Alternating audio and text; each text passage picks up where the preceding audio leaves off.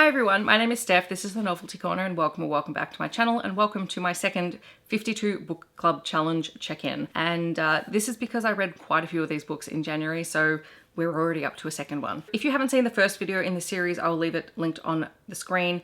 This is where I basically go through and I wrap up anywhere between 8 to 10 titles in the 52 Book Club Challenge in a manageable format. I also get to show you how I'm filling in my 52 Book Club Challenge reading journal for 2025, and I'm having a great time with it so far. For the most part, what's happening is I'm just generally reading my books, and then if they fit a prompt, I'm ticking it off. There are a couple where I have to specifically go searching for books, but for the most part, I'm kind of organically finding things that fit the prompts as I'm reading them. Jumping in to the books that I have read since the previous check-in. The first one is for prompt 13, which is a title that has 13 letters or less, and for that I read Willodeen by Katherine Applegate, which is just an absolutely beautiful middle grade fantasy novel about a young girl called Willodeen who lives in a small town, and she loves animals and creatures of all kinds, even the ones that other people don't like. And there are a particular type of creature that live in her town called the Screechers that most people don't like. They smell and they're loud and people just don't like them, and so they've been hunted. And Willodeen recognizes that there is a connection between the Screechers and the disappearance of another much beloved animal that the town uses and incorporates into a lot of its tourism. And so she sets out to find that connection and to show her town that, you know, you can't just hunt the Screechers because they're actually vitally important to the local ecosystem. I love this. It has amazing, beautiful writing in it. Katherine Applegate is the author of the Animorph series. She was K.A. Applegate, which I didn't realize before I did some digging after reading this book, but this book is stunning. I think in my monthly wrap-up I shared the quote, "The earth is old and we are not, and that is all that you must remember." And honestly, if I was ever to get something tattooed on my body, that would probably be that, because we need to remember as people that we've only been here for a very short time, and that messing with Mother Nature is a problem. The other quote that I really liked was, "Grown-ups are just boring former children," which also true. So I absolutely love this. It was a great book.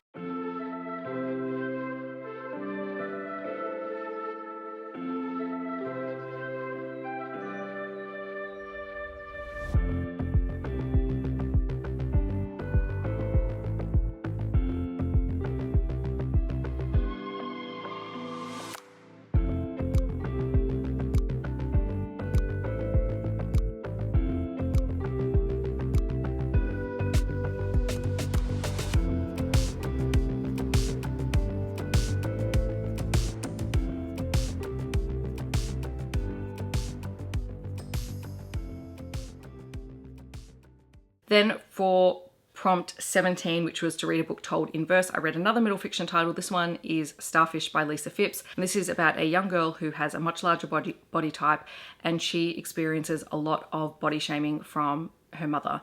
And this has a severe impact on her. And what's interesting in this one is not only do we get our main character's perspective and of how she's feeling and how she's dealing with it, and the words that people throw at her and how it makes her feel, but you also have a conflict between her parents, because her mother says and does the most horrible things that you just sit there and you cringe as you listen to it. And then you have her father, who is very positive with her but doesn't understand the extent of the damage that his partner is doing to their child, until the child ends up in therapy and starts to share some of that, and then some of that is then shared with the father, who realizes the extent of the damage that has been done.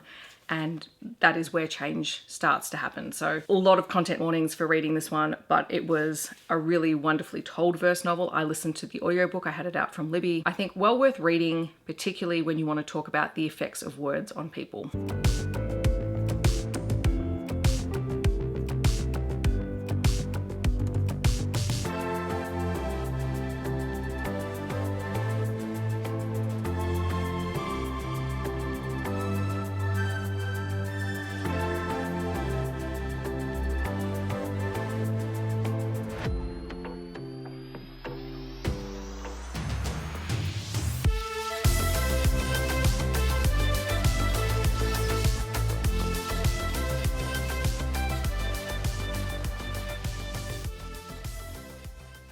Continuing with middle grade for prompt 18, we have a character who can fly, and for this one we're going with The Wild Robot Protects by Peter Brown. The character in here who can fly is Brightbill, who is Roz's adopted goose son, and The Wild Robot Protects is the third book in the Wild Robot Protects series, and I think it's the final book because Peter Brown did say he never thought that he was going to write another story set in the world. So I'm sure we may get something else in the future, but currently I think this was the unexpected third book in the series. And in this one, Roz is happily living on her island with all of her animal friends when they are told there is a poison wave coming towards the island, and that is because there has been something that has been leaked into the ocean and it is causing animals to become sick and die. Everyone on the island thinks that they'll be safe until it arrives, and then suddenly they have to adapt to a new environment. And when it becomes overwhelming, Roz decides to set out to find answers, and so she has to travel across the world under the ocean to try and find an animal who might understand what's going on and where to find answers. And then Roz sets off to try and rectify what is going on because it has to do with mining. So very much a continuation of that environmental theme. It was beautifully written, beautifully told. I love the Wild Robot series. I'm so glad that I finally got to finish and catch up on the series because I've been meaning to do it for ages.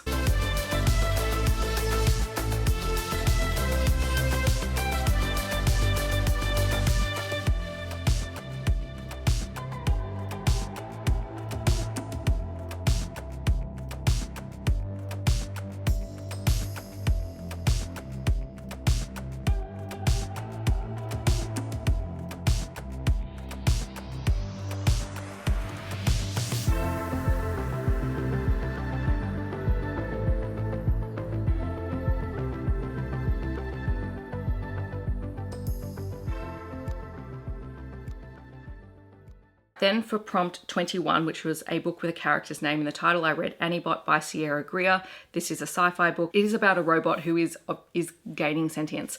So Annie is a robot that is designed for pleasure and for sex, and she has been purchased by the man that she considers her partner. She's very self-aware, she's very human-like, and in fact most people don't recognize her as a robot when they first meet her. She is very human-like, and throughout the course of the book we begin to realize and have to question, is the way that Annie is treated by her partner okay because she's not human? Because he punishes her and he withholds things from her and all of those things. And so we're forced to question that. And Annie herself begins to question it because she is becoming more self-aware. And one of the culminating things in the first part of the book is that the best friend of her partner turns up and he convinces her to have sex with him and that there's nothing wrong with that, because she's growing and developing. But then he also tells her to keep it a secret. And so this secret becomes part of who she is. And when it is revealed, she's blamed for it.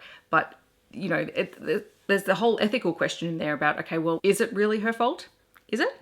Maybe it is, maybe it's not. And the way that she's treated after that fact is horrendous. But it's her journey of understanding herself, of learning more about herself, about developing independence and continuing to grow this amazing sentience, and what she does with that moving forward. I don't think this does anything revolutionary in terms of talking about the domestic abuse that people might experience in a relationship. I think that there could have been more done around that idea and exploring what does that mean even though she's not human. Because she feels human, she behaves like a human, she has feelings, and yet the ending is very much her choosing her path. But I don't know, I think I would have liked a little bit more depth, but it was enjoyable.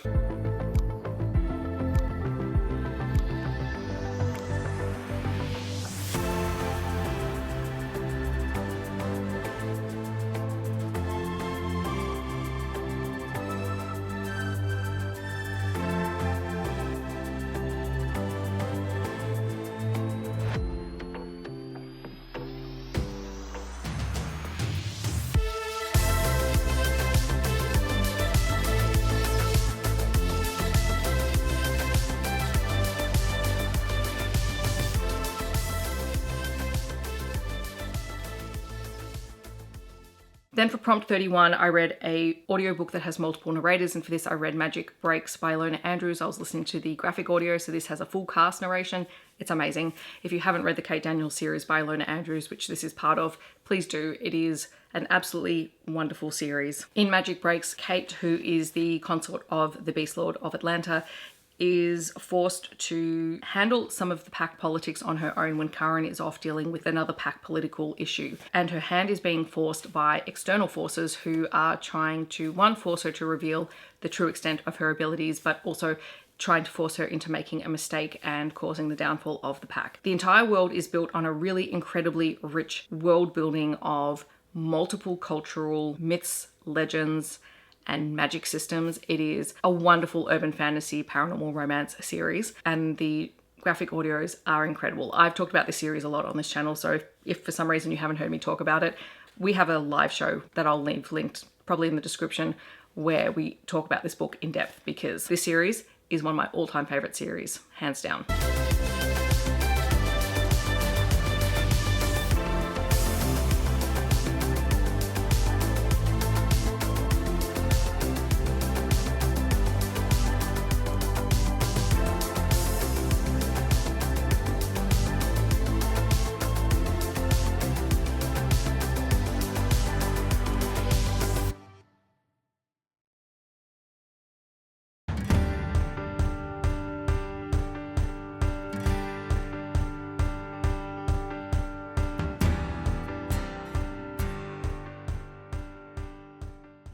Then for prompt 32, which was to read a book that includes a diary entry, I read Emily Wilde's Map of the Otherlands, because this entire book is diary entries. It's Emily's journal. Emily and Wendell are trying to find a doorway back into Wendell's homeworld. As they're trying to find one of these doorways, they get caught up in the story of two other professors who went missing in the same area. There's a lot of magic, there's a lot of fairy mythology, there's a lot of strange things going on, and this time Emily and Wendell aren't traveling on their own, they're accompanied by another scholar and also Emily's niece. And so this adds an additional layer of complexity, because these two characters also have their own opinions and their own personalities, which may or may not conflict at times with both Emily and Wendell.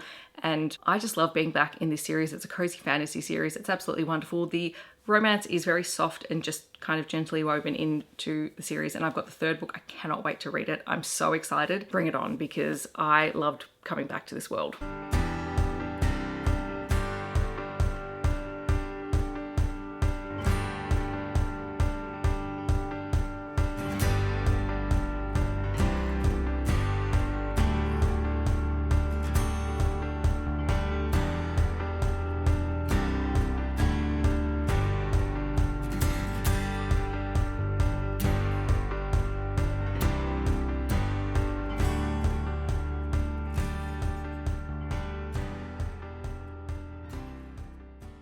Then for prompt 43, I had to read a book that explores social class, and for this I read Between the World and Me by Ta-Nehisi Coates, and this book was just wonderful. It was my first time reading one of his books, and it is the author looking at American history and reframing it as he explains it to his son, and looking at how the history of America and the history of everything that has happened is also impacting the current day. It was a really powerful read. I listened to it as an audiobook from Libby, and it was really nice to actually come back and try an author who I've been meaning to try for a really long time.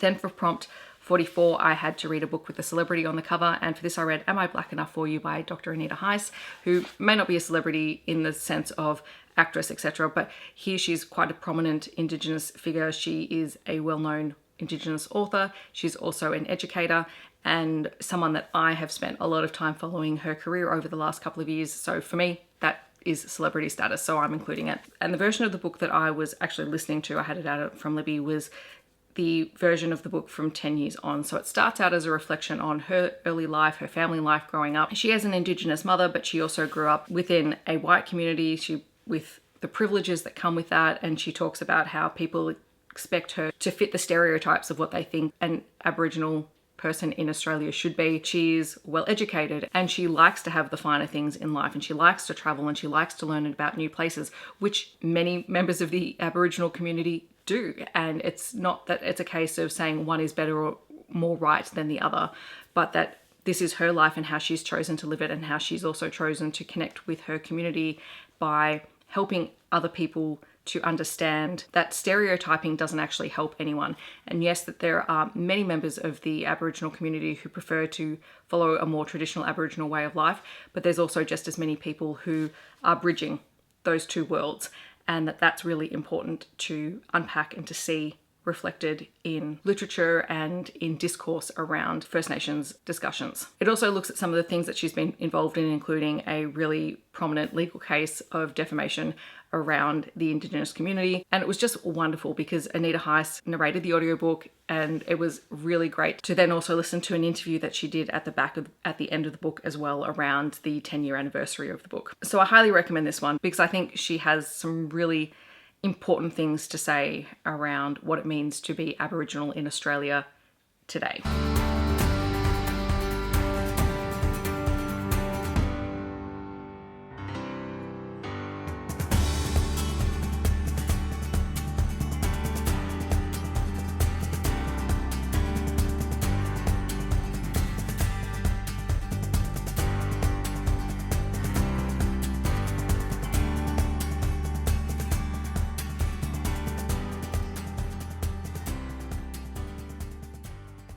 Can I beat my camera battery and get the last 2 books in? Fingers crossed. For prompt 47, I think it was blue, I read My Place by Sally Morgan, which is a historical memoir. This one is written for younger readers. Sally Morgan is an Aboriginal Australian, and for the longest time when she was growing up, she didn't realise she was Aboriginal. Her mother kept that information from her until she discovered it one day, and then she decided to do some digging. And she started investigating her family's history and finding more about her Aboriginal family, and this prompted her to travel to try and find her family, to try and understand her family's history more, particularly because her grandmother refuses so much to talk about it because she's very distrustful of what other people might do with that information. And it's about Sally and her mum and her family finding that they are more well connected than they thought. It was a really wonderful read. It's quite a long book, but well worth picking up and reading, especially to understand a bit more about what happened in Western Australia in the past, because there's so much that has gone on in Australia's history, and most of it is horrific. So to find out more and to read about Sally being able to actually find out and learn more about her family, her culture, even as an adult, was just delightful.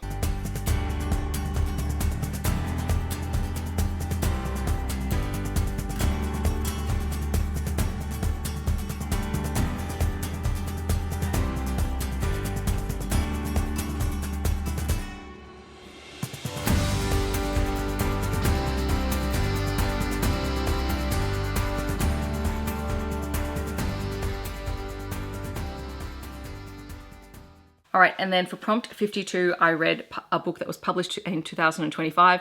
And for this, I read In a Rush by Kate Canterbury, which is the second book in the Friendship Rhode Island series, which follows on from Inner Jam. And in this book, we're following Emmy and Ryan. Emmy is a second grade teacher. Ryan is the star quarterback in the NFL.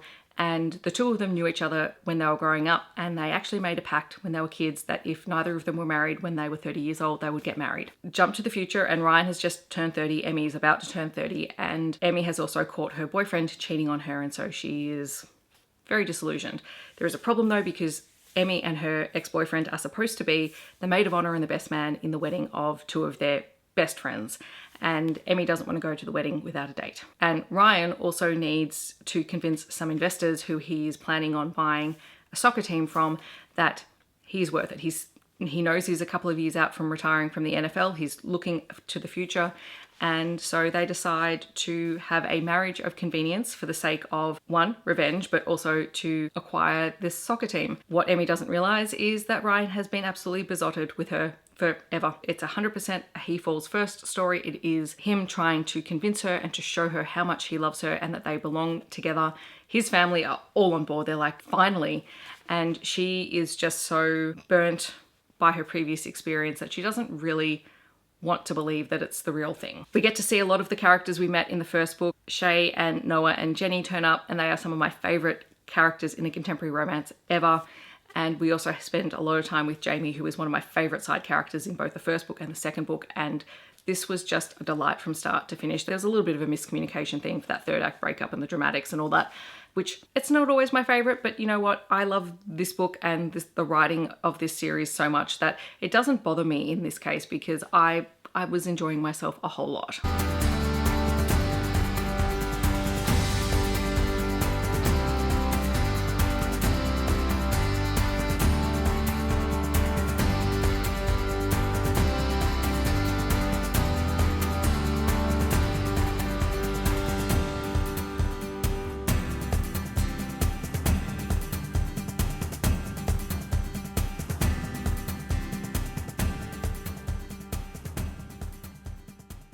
Alright, so those are my updates for the prompts that I have read so far for the 52 Book Club Challenge. Hopefully you have enjoyed it. In the comments, I'd love to know if you've read any of these books. Are you planning on picking any of them up? Or if you have recommendations for any of the prompts that I haven't completed, feel free to let me know down below. If you want to let me know that you're here but you don't want to leave a comment, feel free to leave a pen emoji for all the journaling that I've had to do in this thing.